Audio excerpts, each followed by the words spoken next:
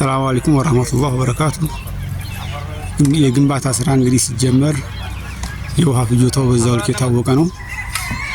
የውሃ መቆራረጥ ከገጠመን ምናልባት ከወጪ ለመዳንና የግንባታውን ጤንነት ለመጠበቅ ሲባል ዝግጅታችን ሰፋ ማለት ስለሚኖርበት በዚህ መልክ የ10,000 ሊትር ሮቶ ከውሃ ጽፈት ቤቱ በውሰት አግኝተናል።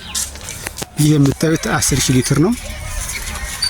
በዚህ እንግዲህ የውሃ ባካፕ ከያዝን ውሃ ቢቆራረጥም ስጋት አይኖርብንም።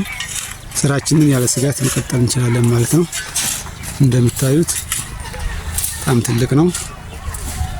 10,000 ሊትር ነው የሚይዘው ማለት ነው። እንግዲህ ዝግጅታችንን በዚህ መልክ እያጠናቀቅን ነው። አስፈላጊ ነገሮችን በዚህ መልክ አሟላን በኋላ እንግዲህ ያለ መቆራረጥ ስራችንን ለመቀጠል ነው ያሰብነውና ስራ ጀምረን አንዱ ሲጎል አንዱ እየተቆራረጠ ስራችን እንዳይበላሽ በተቻለ አቅም የሚያስፈልጉ ነገሮችን ሙሉ ለሙሉ አቅርበን ነው ወደ ስራ መግባት የፈለግነው እና በዚህ መልክ እያሟላን ነው ማለት ነው።